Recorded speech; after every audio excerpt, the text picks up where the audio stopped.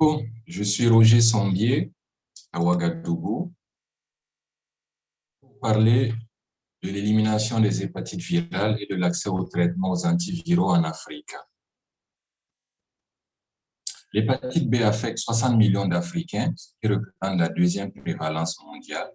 Comme vous voyez, la mortalité des hépatites virales est en hausse, tandis que décline celle du VIH, de la tuberculose et du paludisme.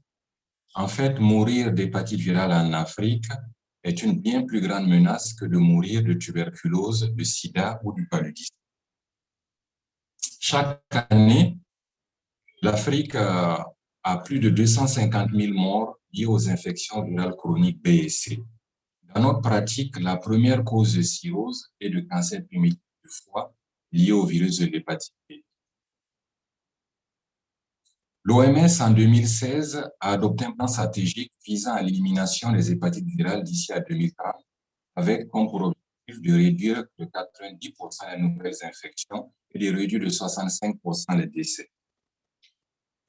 Dans le cadre du suivi et de l'évaluation de l'élimination du virus de l'hépatite B, l'OMS a proposé 10 indicateurs de base au niveau mondial et au niveau national, tenant compte du contexte de l'épidémie, des moyens et infrastructures du système de santé, tout devant générer des produits et réalisations, la prévention avec pour clé de voûte la couverture vaccinale et la cascade de soins, le dépistage, le traitement et la guérison. L'impact pour évaluer l'élimination de l'hépatite B est évalué par l'incidence cumulée de l'infection chez les enfants de moins de 5 ans et la mortalité imputable au CHC et à la cirrhose.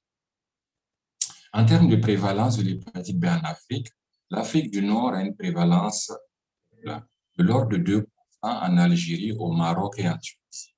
Tandis qu'en Afrique subsaharienne, la prévalence moyenne est supérieure à 8%, pouvant atteindre même les 17% au Tchad. Sur les pays que nous avons enquêtés, 12 sur 15 disposent d'un programme national de lutte contre les hépatites virales. Mais en termes de financement, 8 sur 15 disposent d'un financement qui, le plus souvent, en tout cas pour la partie subsaharienne de l'Afrique, est souvent insuffisant, irrégulier, voire spontané. Et quand on regarde la couverture assurance maladie couvrant les hépatites virales, seuls 4 pays sur 15 disposent d'une assurance nationale. En Tunisie, l'assurance nationale prend en charge l'hépatite C, non l'hépatite. Et en Afrique subsaharienne, seul le Gabon dispose d'une assurance maladie universelle pour l'hépatite B. Tous les autres pays que nous avons enquêtés ne disposent pas d'assurance maladie. La prévention est le troisième indicateur, bien avant le diagnostic et le traitement.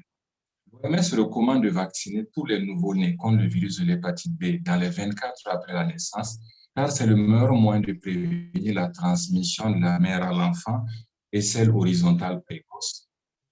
Sur les pays que nous avons enquêtés, 7 pays sur 15 ont introduit le vaccin à la naissance dans les 24 heures. Qu'en est-il au niveau continental? Malgré le coût faible de la vaccination, moins de 0,2 $ US par enfant, à l'échelle continentale, seuls 12 pays, les pays représentés en vert ici, ont introduit la vaccination à la naissance, auquel il faut ajouter le Bénin récemment en 2020. Qu'en est-il de la couverture vaccinale du vaccin pentavalent administré à 6 à 8 semaines dans les pays africains? En 2018, si on regarde cette diapositive, seuls 2 pays, le Burkina Faso et la Gambie, ont une couverture vaccinale de 90%. Tous les autres pays ont une couverture vaccinale en deçà des 90% recommandés par l'OMS pour 2020. Et à l'échelle continentale, seuls 28 pays sur les 47 ont une couverture vaccinale qui atteint les 90%, soit 47%. Si on regarde au niveau mondial, l'infection chronique du virus de l'hépatite B chez les enfants de moins de 5 ans avant les années 2000 était à 4,5%. Mais depuis la généralisation de la vaccination au niveau mondial, cette prévalence a baissé à 1,3% au niveau mondial. Seul en Afrique, cette prévalence reste toujours élevée, la plus élevée au niveau mondial, à 3% au niveau des enfants de moins de 5 ans. L'objectif de l'OMS est de baisser donc cette incidence à 0,1% d'ici 2030. Concernant la cascade de soins, le dépistage et le diagnostic, le bilan préthérapeutique est disponible dans la plupart des pays, mais le seul problème, c'est le coût élevé des tests. La sérologie de l'hépatite B, l'antigène HBS, est disponible dans tous les pays. Le coût minimal varie de 5 à 30 euros avec une moyenne à 14. Concernant la charge virale, qui est le vrai boulot d'étranglement, le coût minimal va de 23 euros à 236 euros avec une moyenne de près de 71 euros. Et la charge virale n'est pas disponible au Burundi, au Niger et au Tchad, les prélèvements étant envoyés à l'étranger. Pour l'évaluation de la sévérité de la maladie du foie, le test le plus utilisé dans les pays africains que nous avons enquêté est le FIBROS. Le coût minimal est de 11 euros, le coût maximal de 228 euros, avec une maximale à 71,6 euros. Le FibroScan n'est pas disponible en RD Congo, au Tchad et au Togo. Comme vous voyez, l'accès au traitement coûte beaucoup moins cher que le bilan préthérapeutique. Les molécules disponibles sur le continent africain sont le tenofovir et l'anticavir. Le premier choix est le tenofovir avec un coût minimal à 3 euros au Cameroun et un coût maximal à 235 euros au Gabon. L'anticavir est la seule molécule disponible pour le traitement de l'hépatite B en Tunisie. Le tenofovir étant réservé pour les patients VIH. L'anticavir est disponible avec le tenofovir dans 3 pays africains, l'Algérie, le Maroc et le Gabon. Le coût minimal de l'anticavir va de 7 euros à 250 euros. Concernant le tenofovir, le coût moyen mensuel à l'échelle du continent africain est à 23,70 euros. Le coût annuel du traitement tenofovir va de 36 euros, le coût le plus bas au Cameroun, à 2820 euros au Gabon.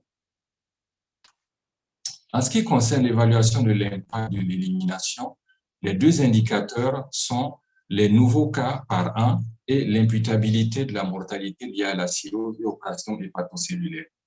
Sur les pays que nous avons enquêtés, seule l'Algérie dispose d'un registre national pour les nouveaux cas par an et rapporte 3 000 à 5 000 nouvelles infections virales B par an. Sinon, tous les autres pays enquêtés, aucun ne dispose d'un registre national qui rapporte des données sur la cirrhose et le cancer. À présent, voyons les niveaux des indicateurs d'élimination de l'hépatite B au niveau de 8 pays africains. Le Rwanda, ici en vert, apparaît comme étant le seul pays à avoir des performances diagnostiques meilleures. Une échelle de 0 à 10. Le Rwanda affiche des performances maximales en termes de programme national de gouvernance, d'engagement communautaire, de potentiel humain, de prévention et des moyens de transmission de la vaccination en termes de diagnostic et de traitement, et également de monitoring et d'évaluation. Les autres pays africains, en exemple, le Burkina Faso et la Côte d'Ivoire, affichent des performances en deçà. Le Burkina Faso en bleu a des performances nettement en deçà. La Côte d'Ivoire en orange, ici, a des performances nettement en deçà. Ce graphique montre très bien que les systèmes de santé actuels des pays africains sont peu efficaces et ne sont pas conçus pour être des programmes d'élimination de l'hépatite B. Pour finir, une nouvelle carte de pointage de l'OMS montre de faibles progrès dans la réponse aux hépatites virales dans la région africaine. Il s'agit d'un travail, c'est le premier qui a été fait, qui a étudié chaque pays africain dans la région africaine et a évalué les progrès vers l'objectif 2030. Seulement 3 pays sur les 47 sont en voie d'éliminer les hépatites virales. Concernant le plan stratégique national de lutte contre les hépatites virales, 28 pays ont élaboré le plan, mais la plupart restent à l'état de projet. Seulement 13 ont été publiés et diffusés. Les tests et les traitements sont subventionnés dans peu de pays, moins de 8 pays sur les 47 pays de la région africaine. Les 3 pays champions dans la réponse nationale sont l'Ouganda, le Rwanda et le Cap-Vert. L'Ouganda, suite à une vaste campagne de sensibilisation et de mobilisation communautaire, a permis à plus de 30% de la population de connaître son statut d'infection par rapport au virus B et a donc institué un accès gratuit au traitement à l'échelle nationale pour le virus de l'hépatite B. Le Rwanda fournit un traitement gratuit pour l'hépatite B et l'hépatite C et le Cap-Vert a atteint une couverture nationale de 99% à la naissance grâce à un engagement gouvernemental. Tout ceci démontre que grâce à une forte volonté politique, il est possible d'éliminer les hépatites B, mais beaucoup de choses restent à faire en Afrique. Pour finir, merci à toutes les sociétés savantes et à tous les amis et collègues africains d'avoir répondu à notre questionnaire. Je vous remercie.